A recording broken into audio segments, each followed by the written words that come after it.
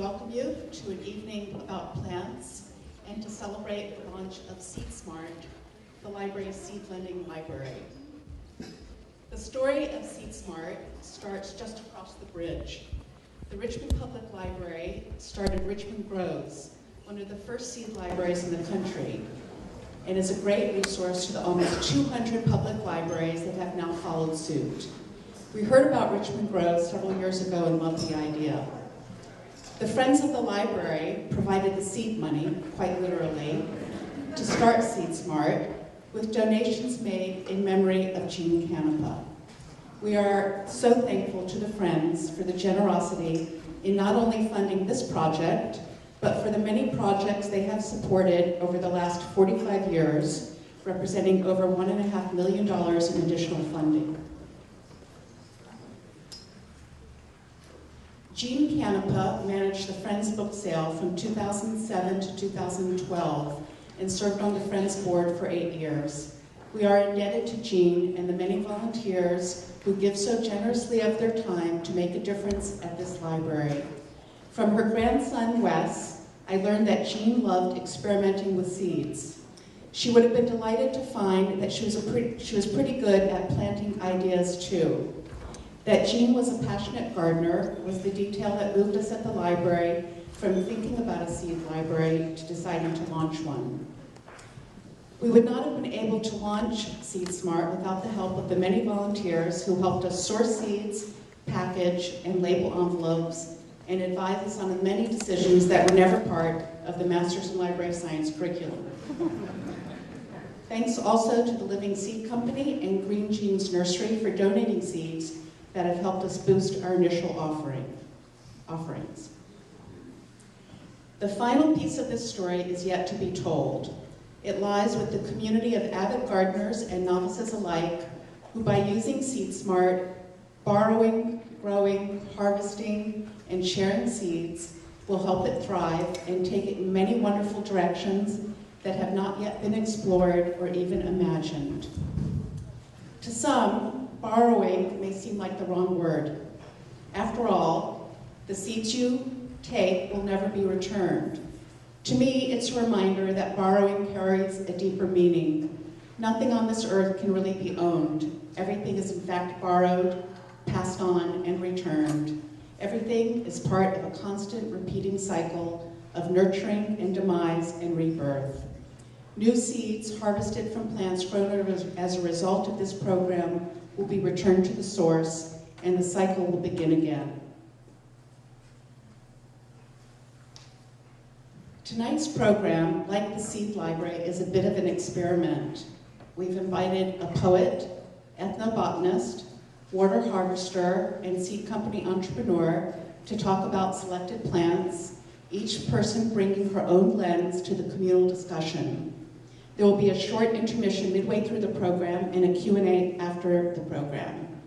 During intermission, we hope you will preview the SeedSmart Library, which is to the right of the library's entrance, which officially launches on April 7th. And if you have your library card, check out one packet of seeds.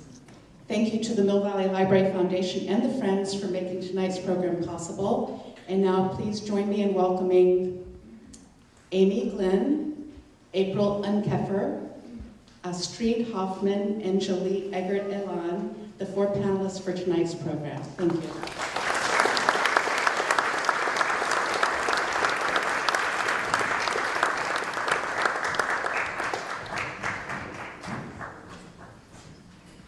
Thank you, Angie, and thank you everybody who's come out this evening. It's so heartening to see such a robust audience for this stuff, and we love this place. Mill Valley Library rules.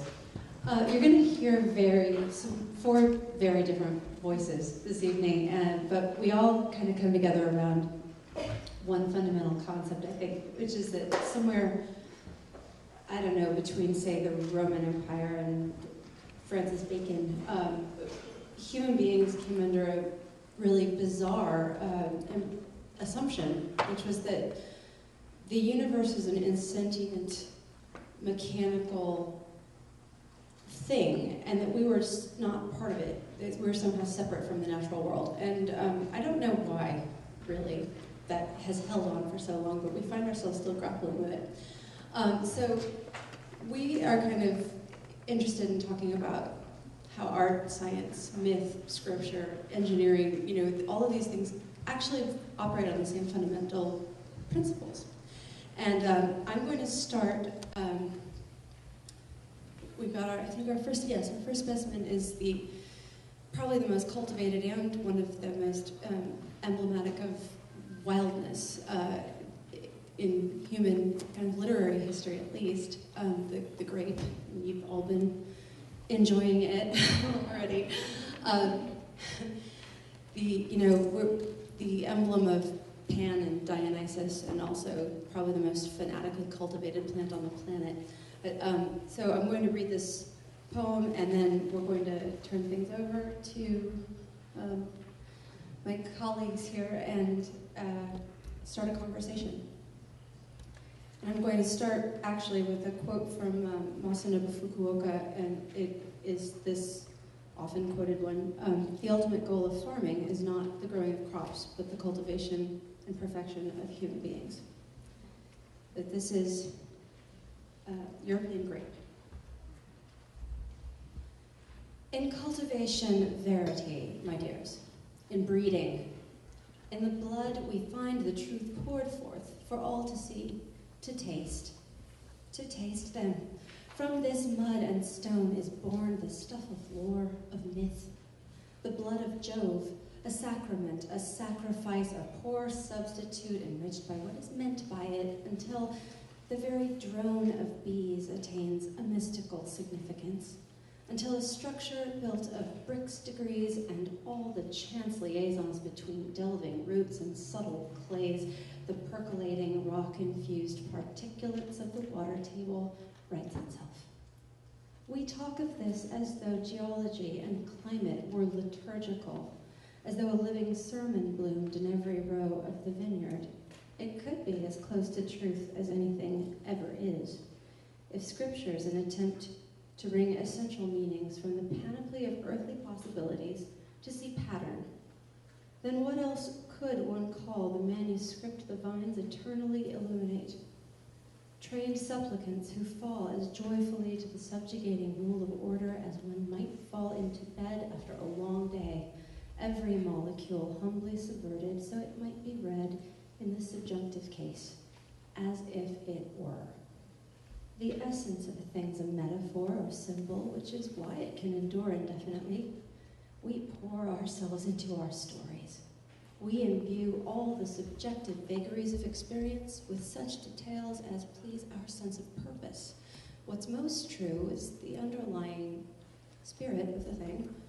We serve the story, and vice versa too. We shape each other, co-construe. It's how it works. The ripening fruit has its story too, and into it goes every thought the cultivated ground can possibly conceive of.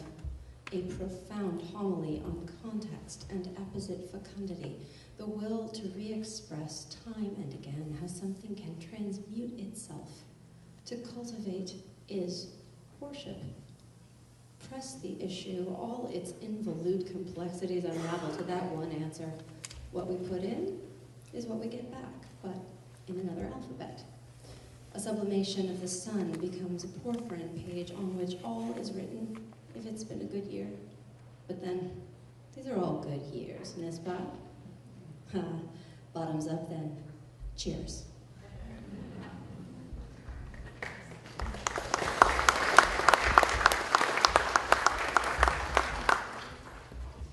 Well, California is definitely known for its cultivated grape crops. And those cultivated grape crops take a lot of water to manufacture and process. For every gallon of wine produced, generally speaking, 6 gallons or more are gone into making that For every barrel of wine that you might see, inside is about 59 to 60 gallons of wine. And so when you start to look at the multitude of wine barrels at any given winery throughout across the state, you can start to imagine multiplying that by 6 to 20 gallons per every gallon of wine in there. That becomes a lot of processed water. There's actually a strident movement towards using recycled water within wineries. It's not huge, but one I'd really like to focus on is the Jackson family winery. They kind of have a grand label, Kendall Jackson. Many know that label.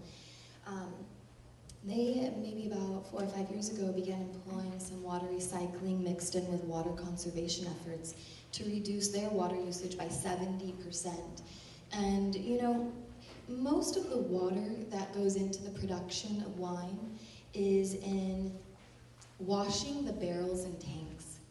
And so here we wash these barrels and tanks, and the water is just taken out to a wastewater facility treatment. What they have done is put in a system where that water is collected and captured and pushed through very small microns and degrees of filters that finally, by the final filter, you're taking out hundreds of microns of particles and then pumping it right back into the system to wash more barrels and tanks.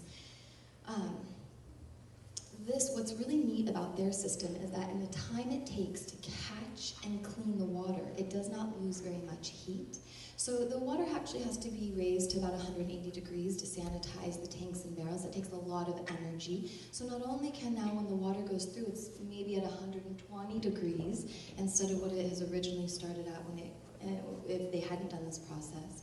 They've saved energy and reduced their water by 40% just in this process alone. The other 30% comes from things like water conservation efforts of timing of irrigation, type of irrigation, low flow fixtures throughout the entire winery, native plantings around the facility. These things create what comes out to be 6 million gallons of water saved annually just this winery alone.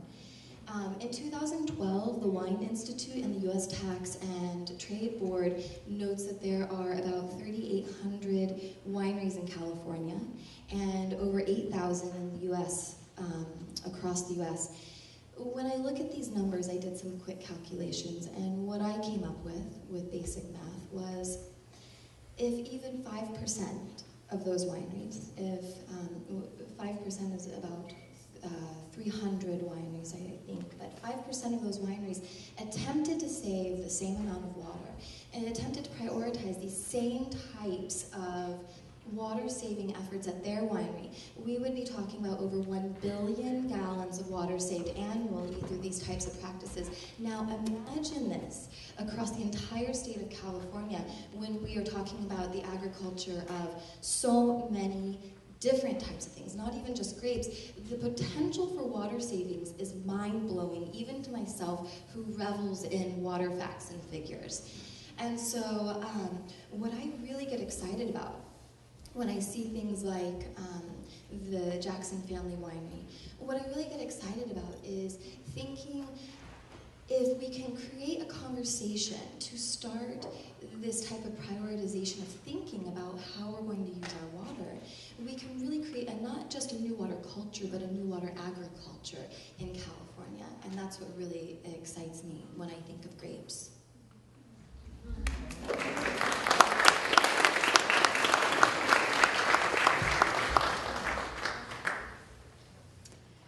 The grape is a fascinating plant for us to discuss. Many of us enjoy it in its many forms, from wine to juice to jam, and of course raisins. With the dawn of agriculture and plant breeding, farmers have developed varieties of fruits and vegetables to suit our needs. The seedless grape has been growing in our country since 1862, under the infamous name of Thompson. With the Thompson has a genetic abnormality that causes the seed to arrest development. Though the flower is pollinated and the ovum fertilized, the seeds stop growing after a few weeks. So the seed is not entirely seedless, rather the seeds are aborted and exist in tiny specks inside the grape. Commercial growers treat the plants with a growth hormone called gibberellin, which is normally secreted by the developing seeds. The flowers are dipped or sprayed with a hormone so that the grapes grow big and juicy despite the arrested seeds. The interesting fact of this is that whether you choose seedless grapes or not, the seeded grapes contain attributes that we normally tend to add to our diet, things like minerals, proteins, and fats, including omega-3s. So this also offers us an open opportunity to ponder our cultivated selves versus our wild nature.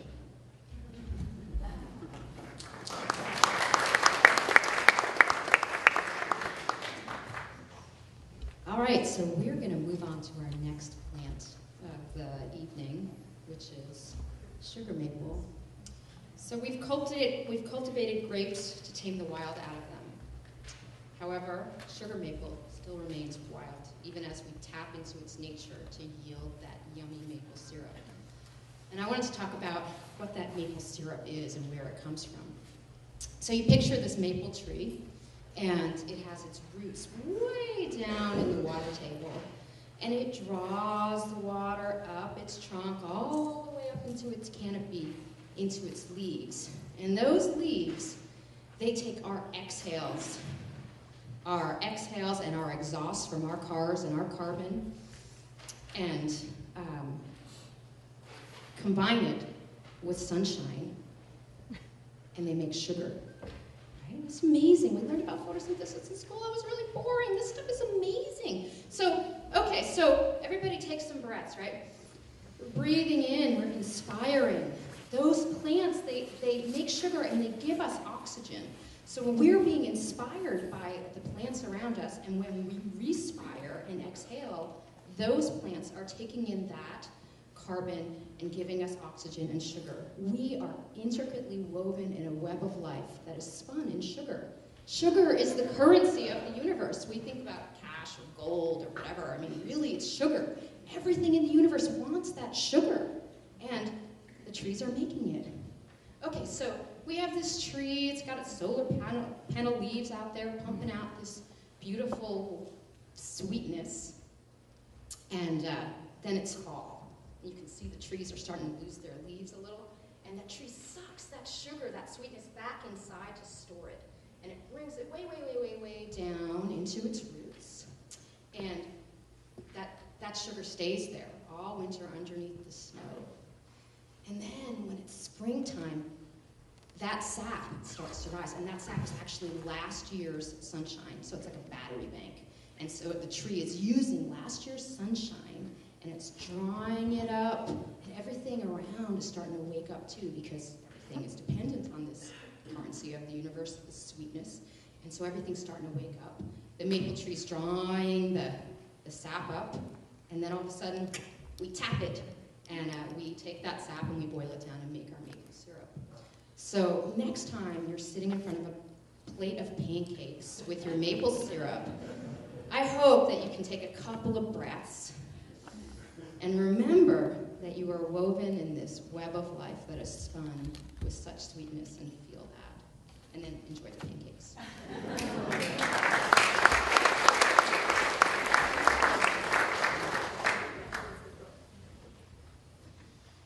Well, I have two little ones, and I can say maple syrup is treasured at our house. And we love to talk about how trees are tapped and the sap is boiled down into syrup, but I really want to relay some of that story too.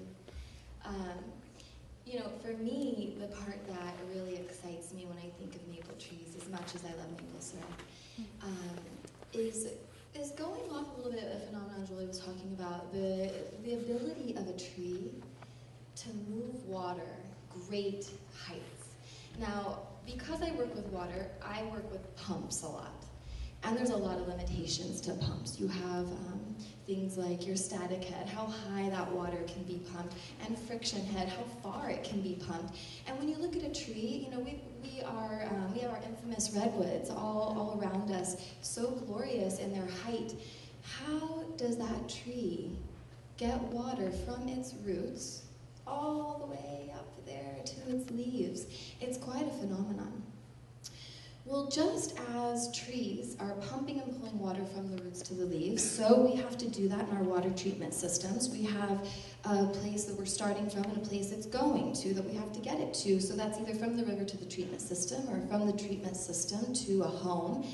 But either way, in that movement, 80% of a treatment facility's energy use goes into that pumping. And not only does 80% of that energy use of an entire utility system, wastewater treatment plant's energy go to pumping, but energy cost is their second highest budget item. So they're really looking for ways to make their pumps and pumping systems efficient. So I'm seeing updates in the way impellers are put into pumps or lubricated in ways to run easier and faster, or possibly new design standards on how you might have a thickness of a pipe or a length run to reduce the friction head. But what would it be like if we looked to a tree for inspiration? Well, back in the late 90s, there was this fabulous woman who has inspired me. I caught her my first year at Pioneers, which would have been 2000. Her name's Janine Benyas, and she coined the phrase biomimicry. Biomimicry is essentially mimicking biology, right? We're going to observe nature and try to do what nature does. And so in that process, I get excited to look at a tree and say, well, how does a tree do that, you know? And there's a lot of scientists looking at that, looking at how when a leaf begins to evaporate, as it releases the water into the air through evaporation, it starts a suction process. How the water molecules, all the way down through the xylem to the roots, how their bond is so strong through hydrogen bonds, what that is about. What are the variables that increase root pressure to help push the water up? You know, a tree can only go as high as this water phenomenon is happening, but when you look at trees like the redwoods, or even eucalyptus that have been even noted higher than some redwoods in California and Australia, there's something really special happening there. I don't know the answer to it, but I am really excited when I read articles about what's happening in that science and study. And so when I think about trees, when I think about a maple tree, I kind of get a little light going in my heart about what the future holds based upon what kind of advances will happen as we keep learning and scientists really learn by observing nature and not just making and maximizing efficiency of designs that already exist.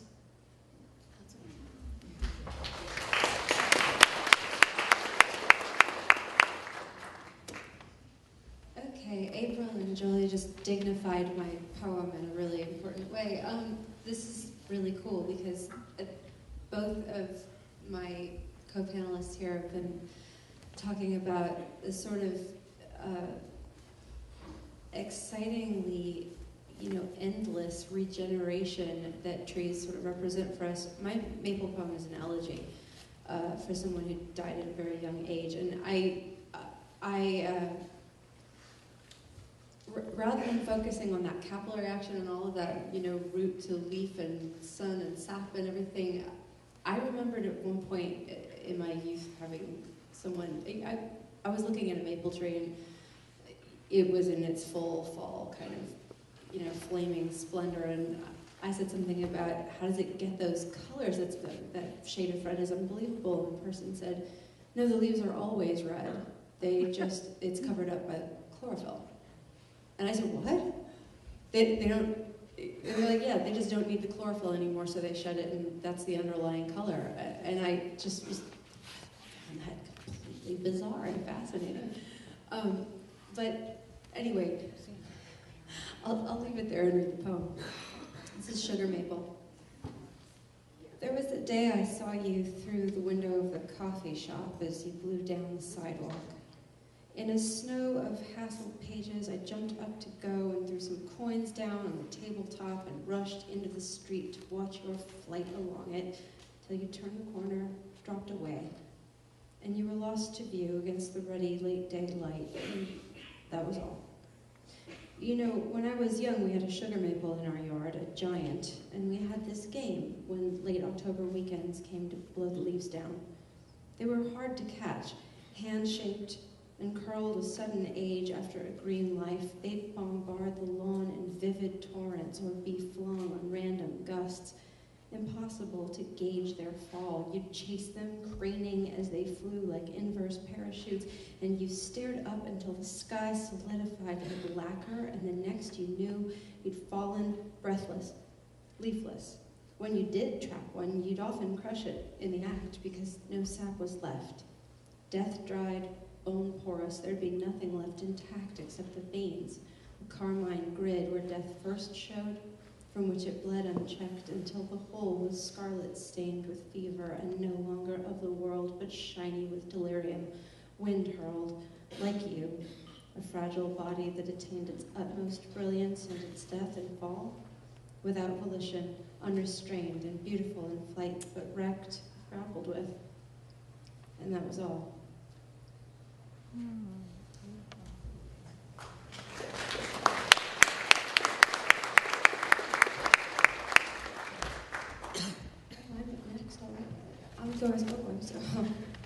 I'm still on. Our next species is Heartsease, Viola tricolor, known by many names, including Johnny Jump Up and Pansy and all kinds of things. This is the where'd it go? This is the plant that is referred to in Midsummer Night's Dream when Oberon and Titania and all of the fairies are working their mischief upon the unsuspecting. And there's this essence of Heartsease that is said to be a love charm, that if you drip it into the eyes of a sleeping person, they will just fall in love with the next thing they look at. And anyone who's read the play or seen it knows what happens next. But anyway, I thought Heartsease was a funny word for a plant that did that.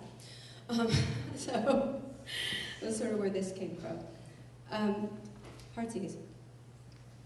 Oberon claimed that essence of Heartsease would make a man or woman madly dote upon the next live creature that it sees when dripped into the eyes. Yes, we devote ourselves blindly to love. We all have been hoodwinked, beguiled. We are out of our senses with being too much in them. Ease. Just when does this get easy? Cast all self-defenses off, see how at ease you feel. Cockeyed and heedless, passionate fascination is possession, essence of being completely beside yourself. Ease. Look to the other names it has. Pansy, for thought's persistence. Love lies bleeding, and kiss me quick. No ease in want, in needing.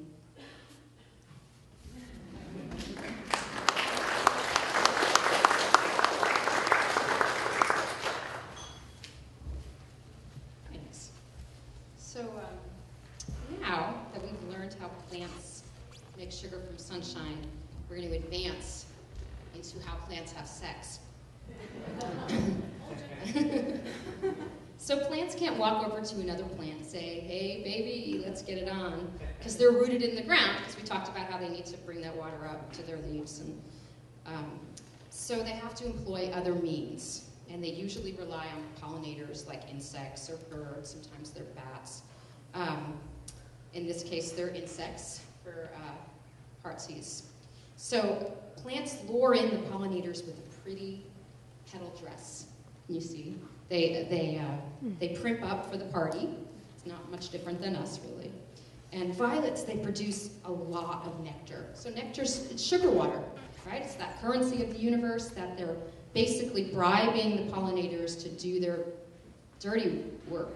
Well, that's not really a great word, to do their deed for them. And so the pollinators get paid in sugar.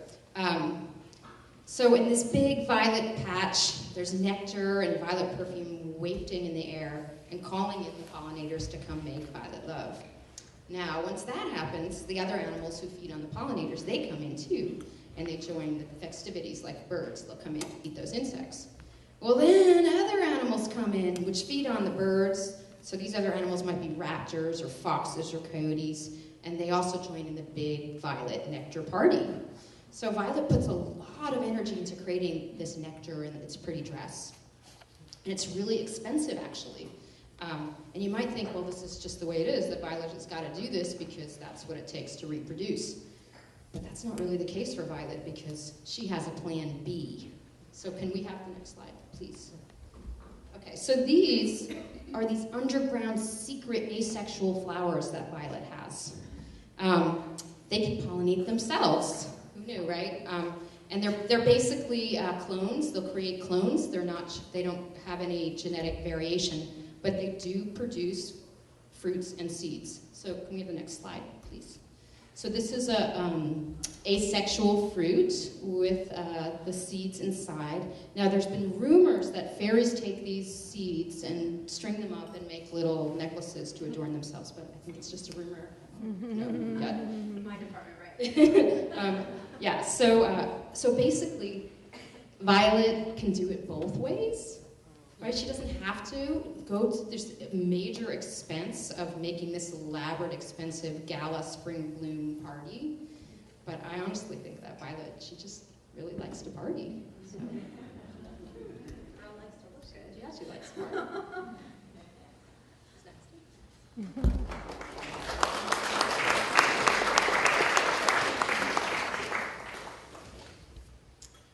The heartsease is such a generous host to the insect kingdom, as she does not need to create her own pollen to reproduce herself.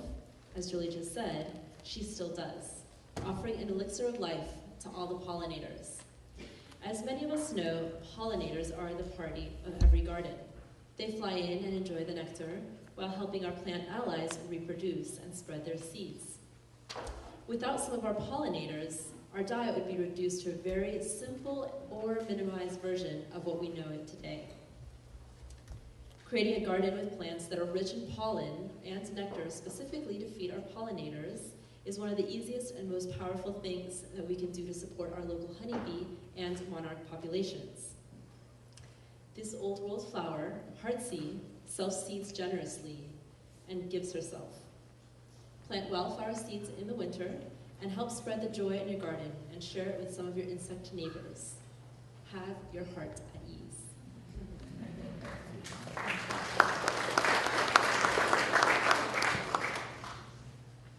Well, for me, when I think of a pansy or the heartsease, I think of edible flowers, and I picture my little ones just picking them and eating them like you wouldn't imagine. There is some fascination with being able to be out in nature and finding something that you can graze upon right then and there and enjoy it. And being so lucky to live on Mount Tam, just now, just within the past week, we've been hiking and picking wild spring onions and minor lettuce and finding just the starts of Douglas fir tips coming out that we can kind of nibble on as we hike. And there's just such an endearing relationship that is cultivated, I see in my children already, by getting to know what grows here. And so when I think of these edible varieties, Jolie, I don't believe this one is native to us, correct? It's a European plant. So this one is not native for us, but there are many, many varieties. But what I think of is being able to, we've been starting to cultivate native species into our yard. So what is that to take the wild back into our homescape? There really is this separation. I'm so grateful to John Muir for preserving the massive amount of parkland we have. And at the time, it was really, really necessary, but it was also a turning point in our perception of nature, or at least this is my opinion, as a turning point of our perception of nature, because here we are, somewhat separate from it. Let's go hike out in nature today. But yet we live in it all around us. And so in our yards, with this seemingly unconscious disconnect, we'll plant anything we want in our yards. The EPA says that 1/3 of our residential water use is used outside for outdoor, lawn and gardens. That nationwide, that adds up to 9 billion gallons of water per day.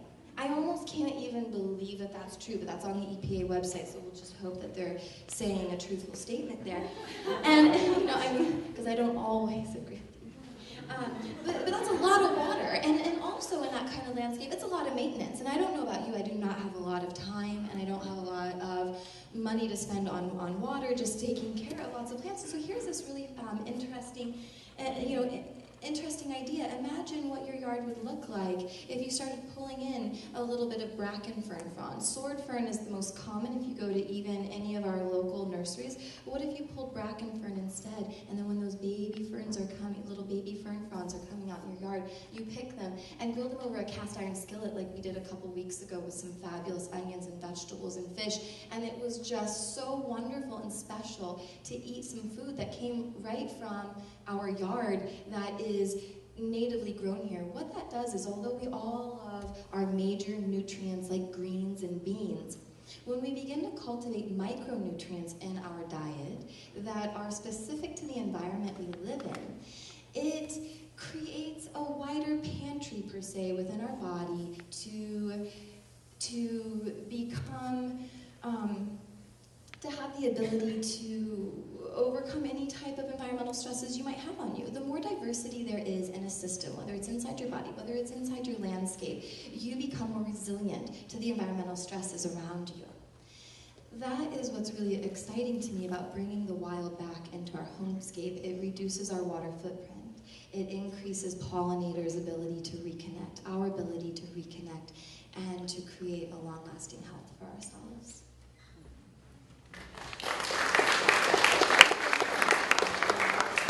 Thank you, you guys. This is really a lot of fun, and I love that as a wind-down notion before we take our intermission.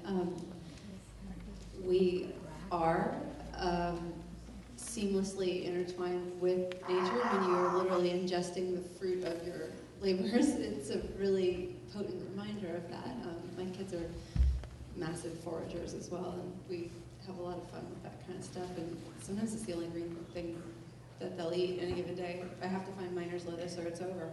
But we're going to take a few minutes, and then we will declaim on a couple of other characters, and in the meantime, you guys feel free to enjoy the seed library and wine.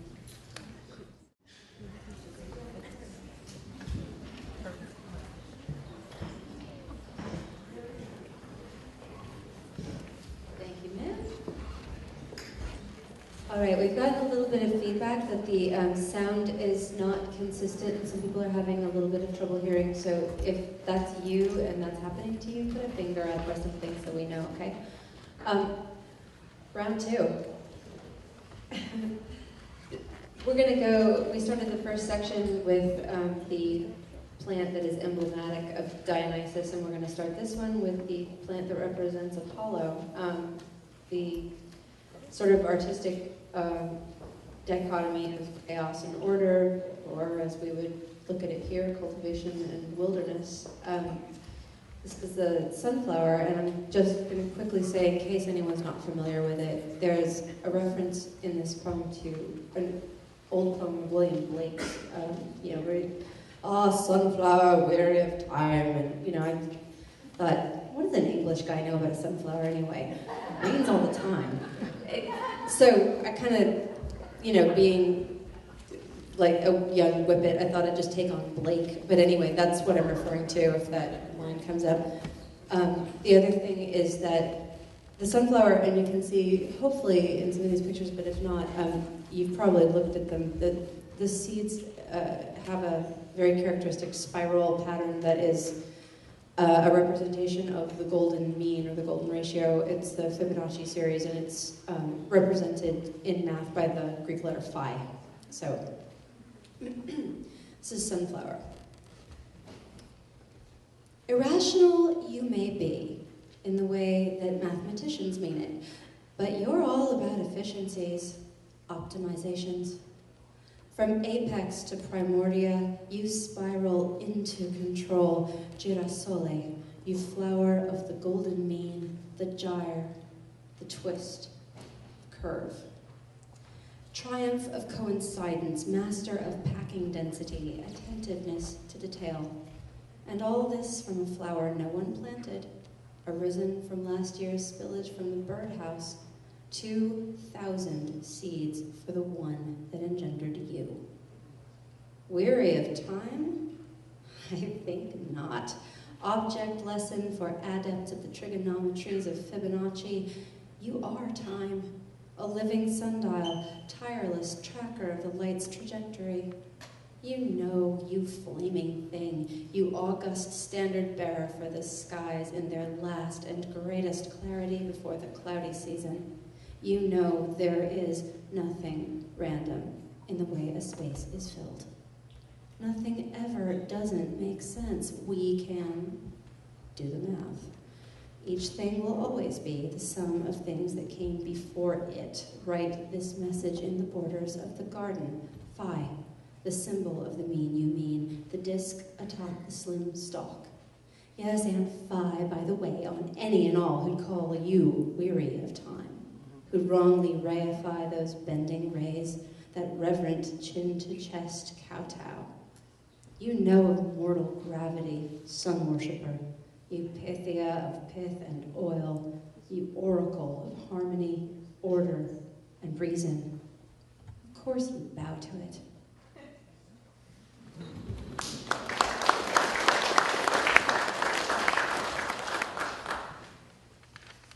When summer is at its peak, it's not uncommon to see rows and rows of sunflowers blooming in all of their colorful glory. Ranging from just 1 foot to up to 15 feet tall, sunflowers come in a variety of colors, from yellow to orange to red and everything in between. In addition to being amazing fabric dyers for yellow and orange, the sunflower also offers her generosity in oil, nuts, seeds, and butter. Sunflowers naturally attract wildlife and provide food for birds in the fall, while they casually reseed themselves.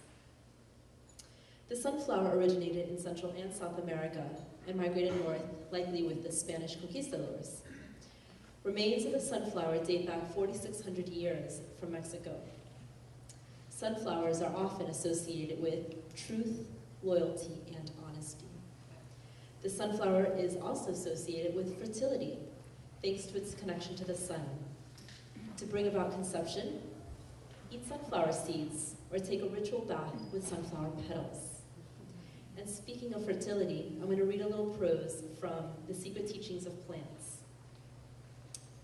Semen is Latin for a dormant, fertilized plant ovum, a seed. Men's ejaculate is chemically more akin to plant pollen. See, it is really more accurate to call it mammal pollen. To call it semen is to thrust an insanity deep inside our culture, that men plow women and plant their seed, when in fact, what they are doing is pollinating a flower.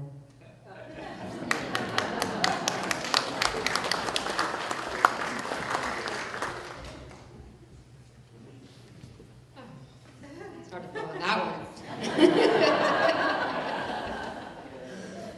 All right, sunflowers, they're in the Asteraceae family. That's their scientific family name. And this is a really highly evolved and ingenious group of plants. This is the family of the daisy and the dandelion, the artichokes and the asters, the calendula and the chamomile. What appears to be one flower is actually many, many flowers masquerading as one blossom. So can we have the next slide, please? So if you look at this picture, you see all those star-shaped things in the middle of the quote-unquote flower. All those star-shaped things are their own individual flower, as well as all of the petals, quote-unquote petals, around the edges are their own flowers too. So each one of these tiny flowers has its own reproductive organs, it performs nookie, and it produces its own fruit. I'm having a hard time getting the right thing on the microphone here. In this case, the fruit is an individual sunflower seed. So each one of these flowers has sex and makes its own little fruit. So combining the forces of many tiny little flowers into one big flower head is really advantageous in the marketing department. This way, the pollinators can spot the heads at a big distance. And the pollinators then hit a jackpot because they get the pollen and nectar of many flowers in one. So it's pretty ingenious. Sunflowers can give us hope for community and an example how we can all cooperate for the good of all. They're also cooperating to heal our abused landscapes. Sunflowers are, who knew, but really amazing at picking up radioactive isotopes, and that they've been planted in the Ukraine to help with the disaster Chernobyl in the late 80s. So, and now they're looking to the sunflower to heal the wounds of Fukushima. And in fact, these plants are so good at uptaking radioactivity that they have to be, when they're cut, they have to be put in a nuclear waste dump. So, the sunflower is often used as a symbol of the anti-nuclear movement. So can I have the next slide, please? So this is an example of that. So when I gaze at the sunflower growing towards the sun, I'm always reminded of how nature models cooperation and mutual benefit. Perhaps this kind of community-mindedness and cooperation can heal our internal as well as our external landscapes. And I hope you guys, when you look at the sunflower next, you feel hopeful. Thank you.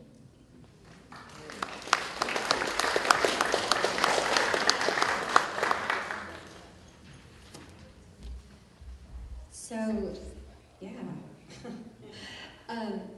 Our next character, I think here we go. I don't know how many of you guys are familiar with this bad boy, but see, everyone just went, ah. There's something really weird about this plant. I don't know, it's magical, and I'm not exactly sure why, but I remember being a very small kid. My grandparents had retired to Southern Oregon and had a large parcel of uncultivated wilderness that their house was on. And we used to go gold panning in one of the creeks. And, if we were ever there at a time when there was trillium blooming, my grandfather would just stop and practically bow down in front of this plant. And I just knew that there was something really important going on, but I could never figure out what.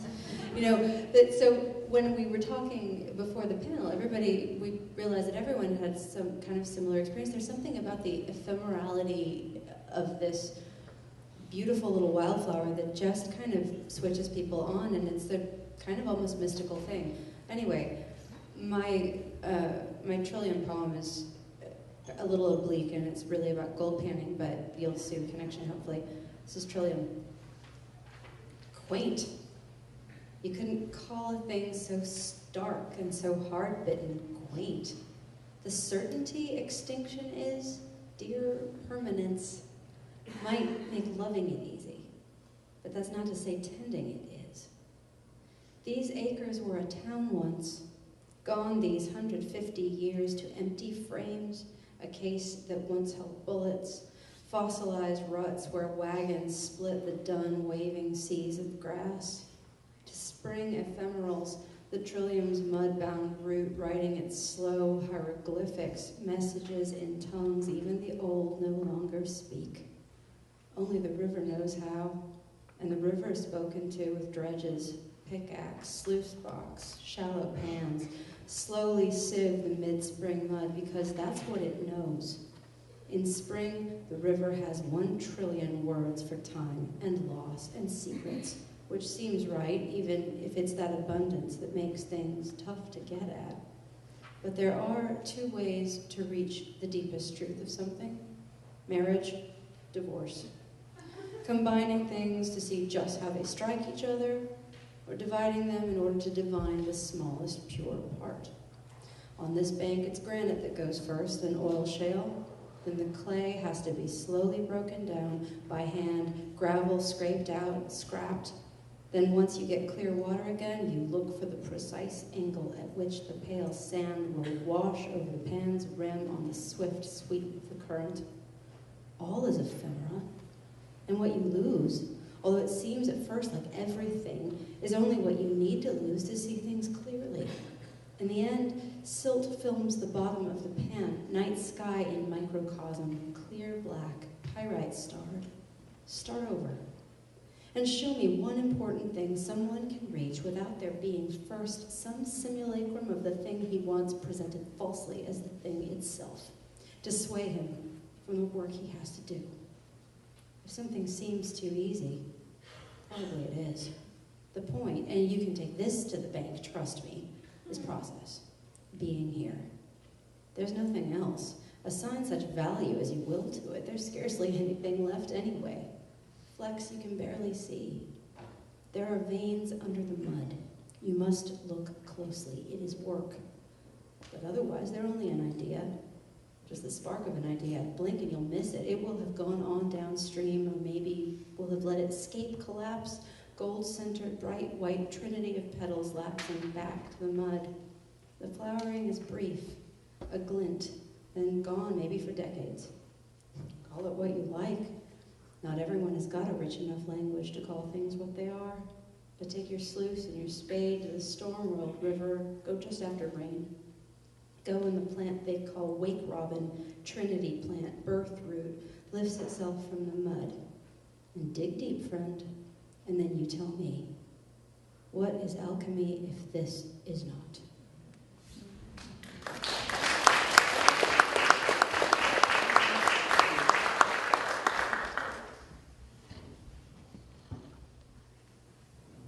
So as Amy mentioned, the flowering time for Trillium is brief. This plant only blooms for a couple of weeks a year, and I know that there's some blooming right now in Deer Park, so up in Fairfax, so if you want to see them, now is the time to go there and eat some of the first flowers that bloom in the spring. They bloom in the shady, cool, forested areas. There's probably a bunch down here in Mill Valley that I don't live here. This plant, as Amy also said, is called True Love, Birth Root, Birth Wort, Wake Robin, and it is associated with the spring because it's said to wake the robins into song. I love that. Not only are the flowers short-lived, but research shows that plants have to be about 15 years old before they'll even produce a flower. So one plant generally produces just one flower a year. So this plant has got to be over 15 years old. That big. You'd never know it by looking at it. You just never know it. It's amazing what we don't know, what we don't see around us. So, and these plants are incredibly slow growing. The same researcher who researched the age of blooming also found that one plant that was 72 years old had a rhizome, which is the underground stem, a rhizome that was about 1 inch in diameter and 2.5 inches long. 72 years old. Think about a tree that's 72 years old. It's a lot bigger than that. And that's when the flowers die back in the fall. It just everything, all of that sugar goes back into that rhizome in the winter and hangs out there, waits till the spring. There are about 38 species of Trillium throughout North America. There's only about 40 in the world, so this plant is truly a North American plant. And it has a rich history as a medicine among Native American tribes. And the rhizomes are the medicinal part, and they're astringent, they're antispasmodic, and they tone the uterus, so they're especially suited to helping with hemorrhaging after birth, hence the birth wort and the birth root. And my understanding is that the symbol for midwives around native California was actually the Trillium flower. That indicated that somebody was a midwife. So there's always the question of how did these ancient people acquire the knowledge of healing plants? You know, was it just that indigenous people employed trial and error over thousands of years and people died along the way trying plants that were poisonous? It's one way of thinking about it. But I'm going to go out on a limb because it's Marin, and I'm going to say that sometimes the plants just tell us their medicine. At least they do to me. So at Go Wild Institute, which I run, we often have classes that we do plant journeys. So people take a tiny little bit of a plant and we sit for 20 minutes in meditation, and then we come back together and we say what this plant told us or showed us. We did a Trillium journey, and a good number of people had images or got information about this plant being used to facilitate birth, being physical or metaphorical. And the majority of these people had no idea that this plant was called birthwort. We didn't talk about that. We just sort of went in blind. So it was just amazing to me. I was very blown away by this plant, and there's a lot that it has to teach me. And I'm continually blown away by what a plant can tell us if we just sit and listen quietly to them. And I would encourage us all to do that, because that's the secret of learning the wisdom of the earth, getting quiet and listening to nature. So I hope you guys get a chance to get out there and see the trilliums and have a little conversation with them this spring. Thank you.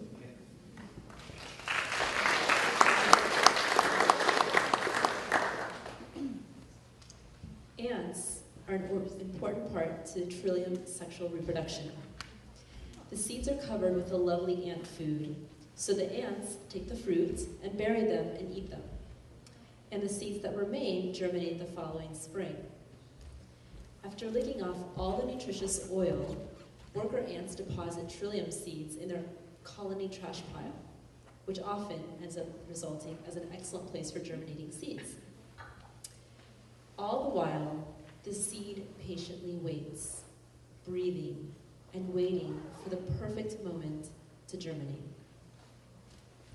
It takes a couple of years for that germinating seed to sprout above ground. 7 to 10 years after that seed is in the ground, the plant will produce a white flower. Trilliums are perennials, which means that they will produce their beauty year after year. Trilliums only reproduce from sprouted seeds, never vegetatively. So the seed cycle is essential to the survival of the species. Trillium represents modesty, or modest ambition, which is just a humble representation of the process it takes for her to reproduce.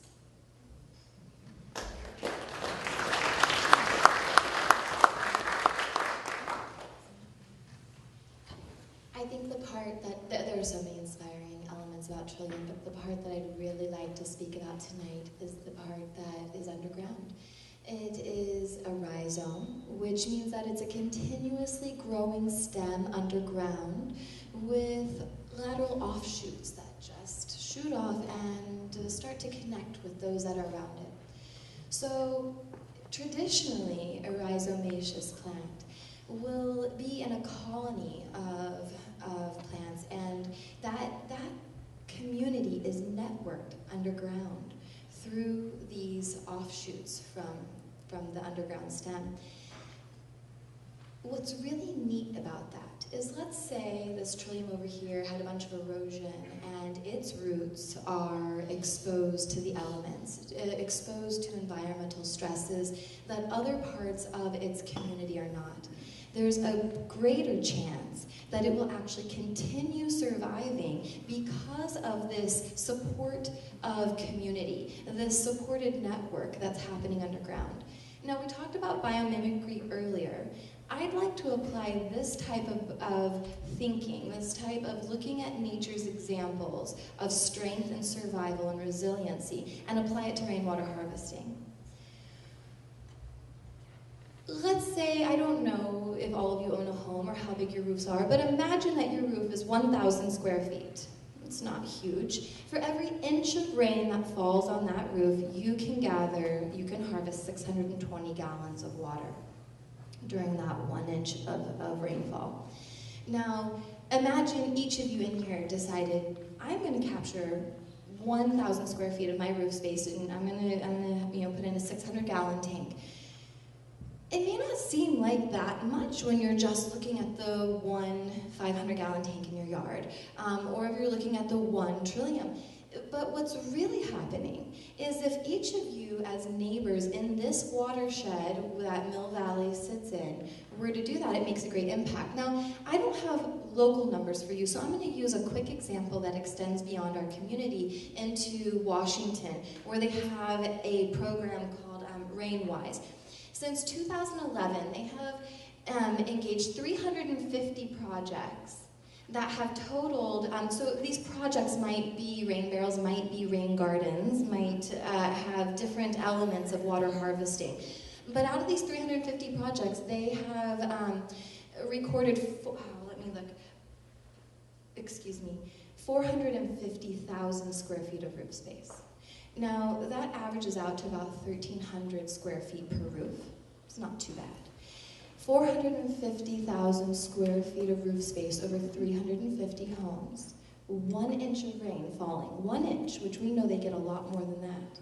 And they are harvesting over a 250,000 gallons of water, 279,000 to be exact per my math, over a 250,000 gallons of water per 1 inch of rain that they are contributing to saving and maybe saving for later use to water their yard, or keeping off from, another component is a lot of that runoff would hit the streams and create erosion. Now let's come back to Mill Valley really quick. So we see that as a community, if we network together small-scale decentralized systems, I can tell you from nature's examples, these are the ways we deal with environmental stressors in a resilient, long-lasting, impactful way. So I ask you this. I looked at the stats for Mill Valley population, and in 2012, it was, oh my goodness, I really apologize. Somehow I looked it up and didn't write it down, I'm embarrassed. But I want to say 30,000 people. It's over 30,000 people. Dividing that by 4, we still get, unfortunately I didn't write these down, but if you could quickly do 30,000 divided by 4, we'd have quite a few households. I am telling you, could there be 350 households in Mill Valley willing to capture 1,000 square foot of their roof space during storm events? If 350 households in Mill Valley alone, which there's over 1,000 households easily, I don't know the numbers, but easily over 1,000 by those stats of numbers of people, we could be collecting just in our little watershed over 250,000 gallons of water per inch of rain that falls. And in our community, we get about 22 inches a year. This begins to make a sizable impact on the amount of water that we're using outside, on the amount of water we're keeping from hitting our riverways. So maybe we might not have so much flooding down when we're getting on the highway over there by Tam Junction. Some of that's sea level rising, but some of it's runoff too. And so I think we could get 350 people or more if we could understand the impact that one little rain barrel really does make a difference.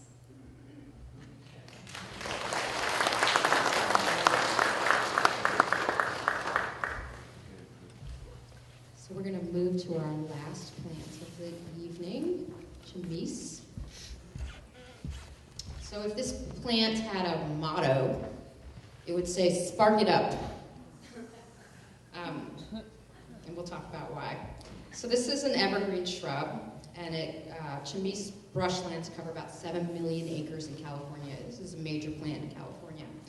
And chamise is found throughout the Bay Area on hot, dry, south-facing slopes, and we can see that on Mount Tam. It is highly, highly adapted to fire, and it might be considered the pyromaniac of the plant world. It contains an oily substance that actually adds fuel to the fire to make it burn faster and hotter. However, fire has an important role in our ecosystem. It renews, it regenerates, it recycles. Fire returns nutrients to the soil. In chaparral habitat, where chamise grows, natural fires occur every 10 to 40 years, and stands over 50 years are really rare where fire is not suppressed. So in the wild, where you allow fire to move naturally through the landscape, you're not going to find over a 50-year-old chamise plant, because they burn. So to me, chamise begs the question, what is the natural role of fire in our ecosystem, in our landscape? Native peoples of California were skilled and knowledgeable land managers. They didn't just walk around and pick things and say, ooh, that's good, that's good. They managed the landscape on a really large level, and they used fire to do this. For instance, acorns were a staple food for most Native Californians. Most Native Californians ate almost a pound of acorns a day. It was a staple food, like our wheat. So the Native Californians burned oaklands to kill off the faster-growing bay trees and the Doug fir trees. Those trees go faster than oaks. They overtop the oaks, and what happens when you block the sunlight from a tree? It dies. It doesn't get any sweetness. So those bay trees and those Doug fir needed to be weeded out, and the native people would weed it out with fire. And now we have a lot more bay trees than we used to 1,000 years ago, and the bay trees are actually one of the major vectors killing the oaks with sudden oak death. So when we look out our hillside, what is the natural state? It's a question, you know. So we've removed fire from our ecosystem, which has changed the composition of our plant communities. Fire suppression has created a huge, huge fuel load that if allowed to burn now, we'd have these hot, catastrophic, very unnatural fires that could be quite dangerous considering we have lots of populations on the urban-wildlife interface, especially in Marin. Land management agencies like the East Bay Regional Parks and the Marin Municipal Water District are looking at using herbicides in our watersheds to get rid of some of these fuels like broom. Ironically, however, some studies show that burning the broom could actually reduce these populations. So it's a really complex ecological issue, and I am not going to sit up here and say I have any answers and that all of our land managers are not doing a good job. It's just a very, very complex issue, and I think that we as a society need to address the big, old, burning question about what is the proper role of fire in our landscapes. So I will end with a quote from Gordy Slack from an article in Bay Nature. He says, "More than 50 years ago, the late California Academy of Sciences botanist John Thomas Howell, who wrote The Flora of Marin, who's an amazing botanist, he came upon wildflowers blooming in the charred remains of a chaparral wildfire on the side of Mount Tamalpais. He had never seen a display to match it.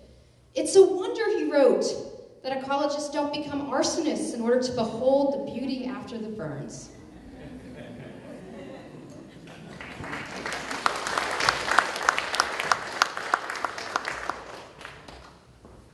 Since chamise seed germinates at high rates only after fire, seedling recruitment and population expansion are fire dependent.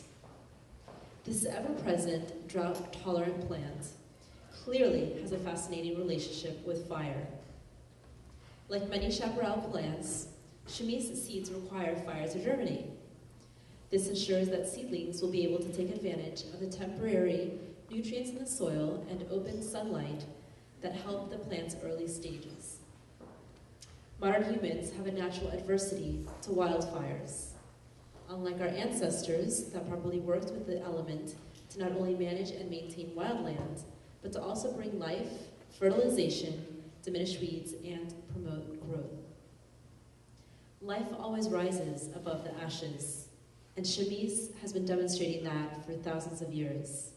There is so much for us to take from that.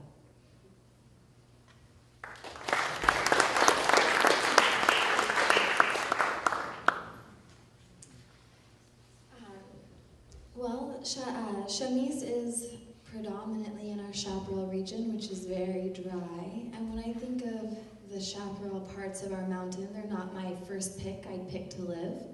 And historically, I think most indigenous people, yes, they have lived in all sorts of deserts and drylands, but might not be the most greatly populated. And then modern times come. And well, gosh, we can just live anywhere because we'll reroute the resources we need. Let me rephrase that. We will reroute the resources we want anywhere we want them. And hence Las Vegas happens. And it's a phenomenon to me. And so as these cultures have kind of come up and we get wise to that water, clean water is a limited resource and one that is essential to our life. We've had some communities of regulators come forth and say, hey, people who live here, we're going to mandate xeriscaping. Xeriscaping is a type of landscape where you use zero irrigation, and so oftentimes you have beautiful yards of gravel. And they actually really are beautiful, and there's some plants that grow there, very few. But here's the funny thing about it. Okay. You turn on your faucet, the EPA says even if you're living out in a drylands, you're still the average family that's probably using about 100 gallons of water per day per person, 80 to 100 gallons, we'll make it 100 to be easy. And in that space, you turn on your faucet and you're showering and flushing toilets and doing laundry and all the things we need to do or love to do. And that water has come to us. Most of us don't even know from where. We use it and it immediately leaves our home and goes to a wastewater treatment facility now. That's great. That's what's happening in most homes, especially in drylands. But what if that water comes into our faucet and before we let it leave, don't let it leave, we capture it and take it out into the landscape. Now let's say we do that with our laundry and shower water. This is what we would traditionally call gray water. Gray water is wonderful. You know, what the nutrients that we look at as bad for us. Don't drink your gray water, right? Those nutrients are actually vitamins for the plants. Put it out in your yard for orchard trees and native plantings around your property, and all of a sudden a lot of cool stuff starts to happen. You can strategically plant plants that are producing food for you, for the animals. You can grow trees near your house, and it creates shade structure in a few years and reduces your energy cooling consumption. Anything that's left over, capture it into your land, sink it straight down to groundwater, let it be filtered through nature's fabulous soil filtration system that we just simply can't beat. And all of that reduces the amount of water. Not only did it have all those benefits for you, you're additionally reducing the amount of water that was heading out to that wastewater treatment facility. And what do we say about that? It takes a lot of energy to pump that water from your house all the way out to the water treatment facility. So there's just a host of fabulous things happening. And when I was working professionally a decade ago on some of these issues, I would find it fascinating that my mentor would take, walk me with him as we would handhold regulators through this process, because it was a little scary to say, I'm going to use this water in my landscape. And we would show them examples, and it would turn out great. And it was fabulous to have this home that was thriving with all of these wonderful benefits and not using any potable water whatsoever to create this oasis. In that, I feel really inspired. And so I was talking to a gentleman, and I want to offer one quick example, which is in Tucson, Arizona. They've done some curb cuts and street wells. And so the water that used to come down off of the street and gather those pollutants and hit into a storm drain and go straight out to a river, instead, once you cut into those curbs, the water is coming down, enters the tree well, and is now replanted with an edible medicinal plant. In this particular example in Tucson, Arizona, that was done by Brad Lancaster, they planted mesquite.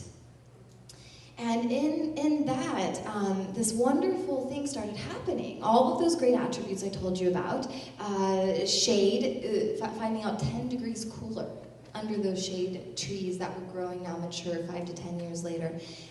Mesquite pods. In the mesquite pods, neighbors would come together. This community group invested in a bicycle grinding mill that they would bicycle to the part where the neighborhood that day, on harvesting day, they could come out to their house. I would walk out of my house, there's my tree well, and there's my mesquite tree, and I'm collecting my pods, and I'm going to grind them down into this flour.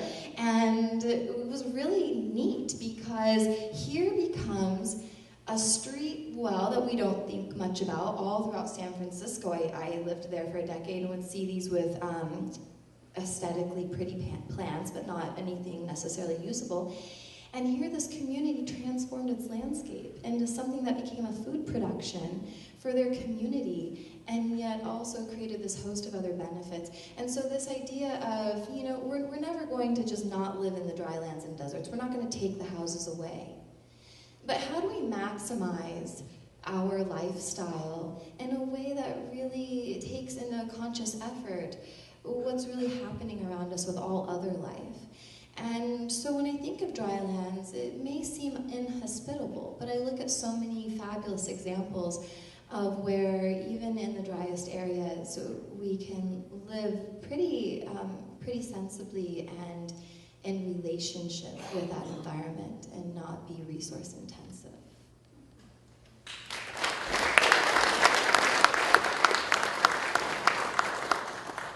All right, folks, you have been a fascinating and fabulous audience, and thank you so much. We who write know actually that it's an endurance event to take in this much information, and I think I speak for everybody when I say we are incredibly grateful to have a large and engaged audience of really bright and switched on folks. So this has really been a pleasure. I'm going to end with my treatise on the chemise. This is going to take us back away from the water and back to the fire. And has nothing to do with the acrimonious ending of a relationship, I assure you. Okay. We will be available for Q&A should anyone have any cues for us to A when this is done. And otherwise, thank you and good night. So this is chemise. There is no wind. The chaparral has gone to decadence, and the sun at such a height leaves the sky desiccated, bleached ash white, a concentrated brightness, an indrawn gathering of the light, as if the whole world were enclosed within a camera obscura, an inverted replica universe sinisured through a pinhole. Even the soil is aching from the heat, a cracking bed of serpentine where few species contrive to grow, and those that do sustain themselves on nothing but complete famine and drought. More than sustain, they flout the whole system, responding to the mean conditions with a kind of libertine excess, oiling themselves elaborately without a care for consequence, inviting fire, anointing their dry leaves with aromatic resins just to inspire a dramatic response. Spontaneous combustion. Dire repercussions, but they've thought of that too, developing at once two kinds of seed. One sprouts in wet soil, one is only freed if the achene is scorched. This habitat requires certain adaptations. And rather than being meager in return for meagerness, why not agree to burn? Say there is nothing you cannot withstand. Thank you.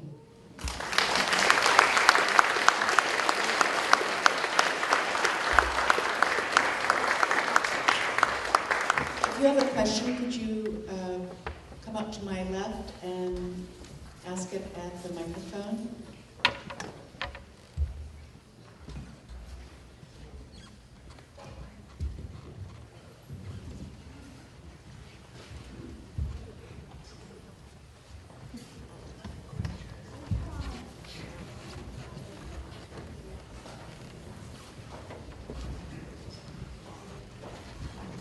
Quick question.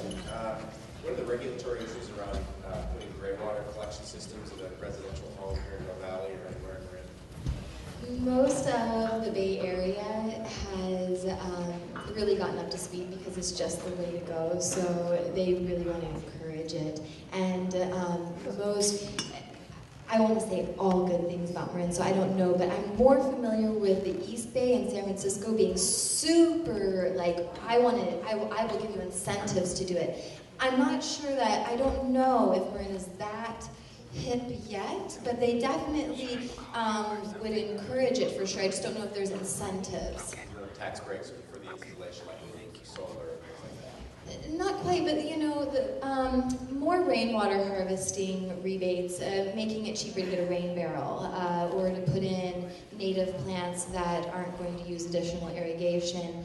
In terms of the gray water, I just don't think in Marin, and I really wish I had looked that up, but San Francisco has been most of my more current work. Thanks.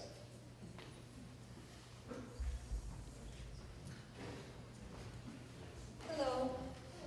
I started to notice that I've had a home here in Mill Valley for 30 years, and basically there's an underground river going right underneath my property, which is now in a culvert.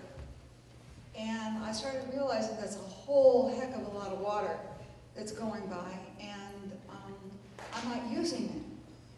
But I'm confused because I don't know how to get that water, first of all, stored so that it's not icky in 6 months, and how to get it through my irrigation system.